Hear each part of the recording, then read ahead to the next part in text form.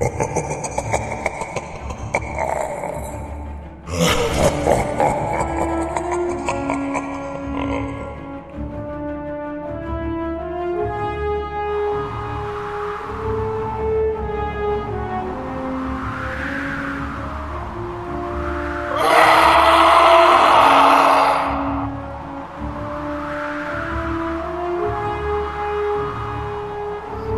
alam semesta. Aku hadir di setiap aspek alam semesta.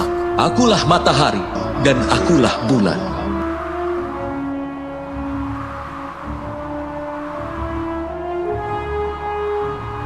Aku telah dilahirkan tidak terhitung.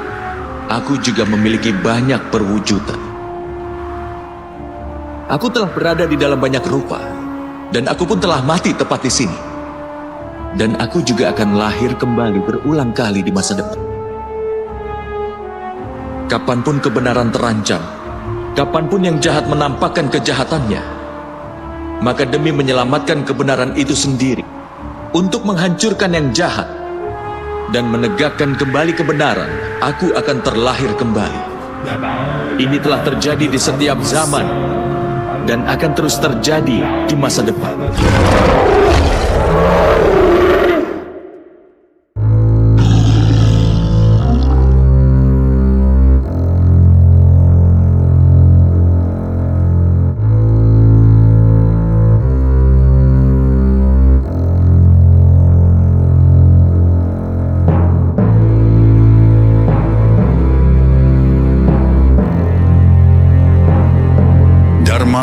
Selalu menemukan jalannya. Tidak peduli seberapa besar kegelapan menguasai dunia, cahaya kebenaran tidak akan padam. Dalam setiap yuga, ketika kejahatan merajalela, Wisnu turun ke dunia untuk menegakkan keseimbangan. Kali ini, dia datang bukan sebagai manusia, bukan sebagai hewan, tetapi sebagai sesuatu yang belum pernah dunia saksikan sebelumnya. Inilah kisah Narasimha, sang singa ilahi.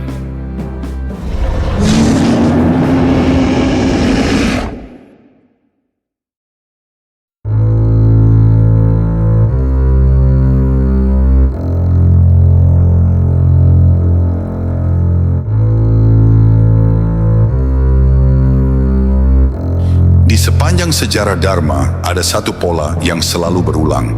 Ketika ketidakadilan merajalela, ketika kejahatan mencapai puncaknya, Dewa Wisnu turun ke dunia dalam berbagai wujud untuk mengembalikan keseimbangan.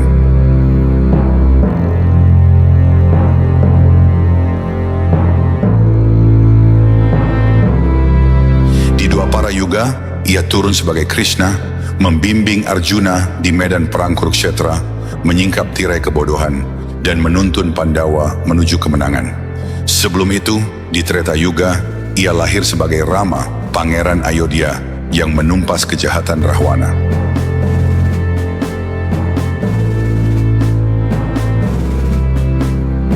Namun jauh sebelum Mahabharata, sebelum Ramayana, sebelum dunia mengenal para Pandawa dan Kurawa, ada satu inkarnasi Wisnu yang lahir bukan dari kebijaksanaan, tetapi dari amarah yang melampaui batas. Ia adalah Narasimha, separuh singa, separuh manusia, wujud yang tidak bisa dikalahkan oleh siapapun.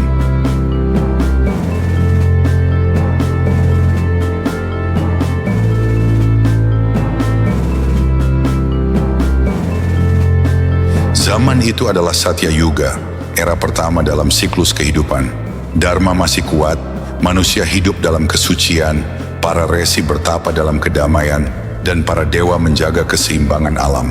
Tetapi bahkan di zaman paling suci sekalipun, benih kesombongan dan kejahatan selalu mencari celah untuk tumbuh. Di antara makhluk-makhluk yang hidup kala itu, ada satu sosok yang membuat seluruh dunia bergetar hanya dengan namanya.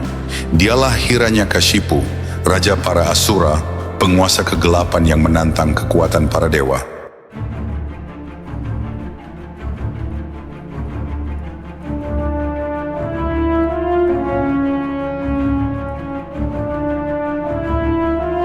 Dendam membara dalam hatinya setelah saudaranya, Hiranyaksha, dibunuh oleh Wisnu dalam wujud Varaha Avatar. Hiranyakashipu tidak terima. Ia melihat kematian saudaranya sebagai penghinaan terhadap kaum Asura. Baginya, para dewa tidak layak berkuasa. Ia bertekad untuk menguasai semesta dan membalas dendam kepada Wisnu. Ia meninggalkan tahtanya, memasuki hutan yang gelap, dan bertapa dalam keheningan.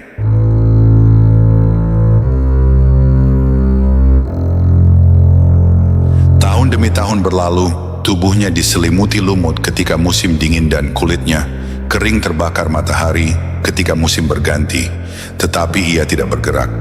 Kesungguhannya akhirnya menarik perhatian Dewa Brahma, sang pencipta.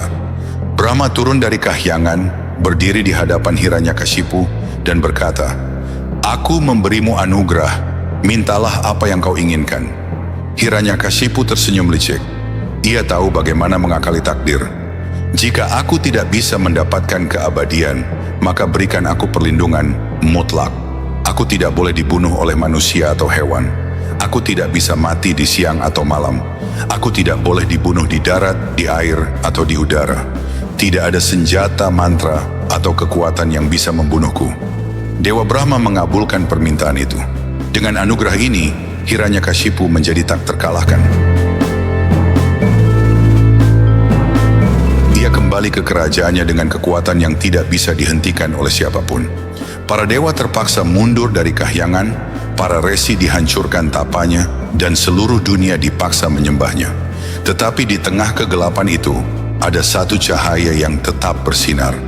Putranya sendiri, Prahlada.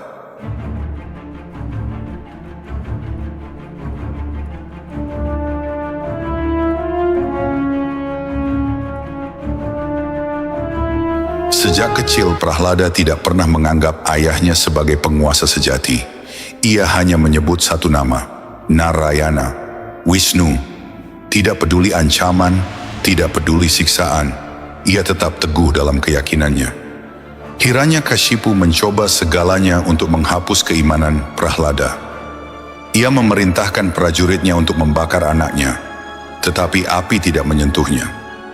Ia melemparkannya ke dalam laut, tetapi ombak mengangkatnya kembali.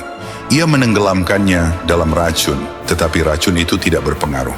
Prahlada dilempar ke dalam kerumunan ular berbisa, namun tetap tak terbunuh. Kemarahan Hiranyakashipu semakin membara.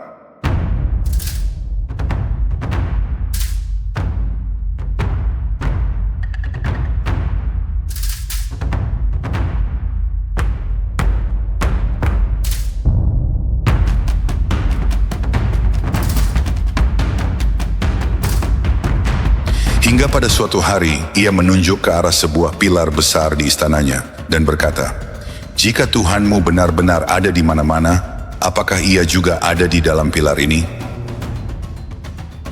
Dengan keyakinan penuh, Prahlada menjawab, "Ya, Ayah. Wisnu ada di mana-mana, bahkan di dalam pilar ini." Hiranyakashipu tertawa. Dengan penuh amarah, ia mengayunkan gada raksasanya dan menghantam pilar itu. Dan saat itulah alam semesta bergetar.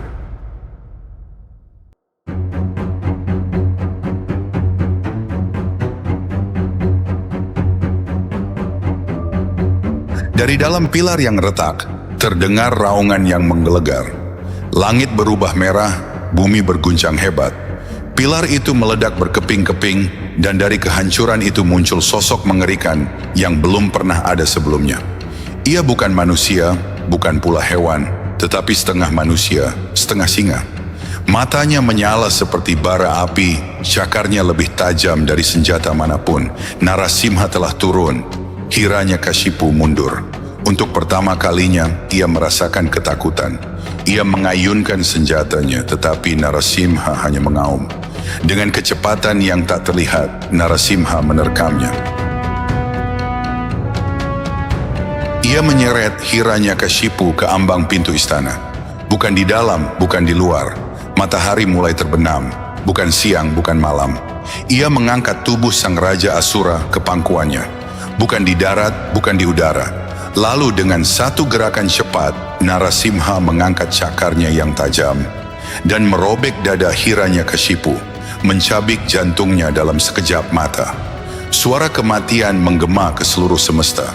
Darah mengalir membasahi tanah. Tirani berakhir dalam sekejap. Namun Narasimha tidak segera menghilang. Amarahnya belum reda. Bahkan para dewa pun tidak berani mendekat. Hanya Prahlada yang dengan hati penuh kasih bersujud di hadapan sang avatar. Dengan doa yang tulus, ia berkata, "Tuhan, kemarahan-Mu telah menyelamatkan dunia. Kini, tenanglah." Narasimha menghela napas panjang, lalu lenyap ke dalam kehampaan.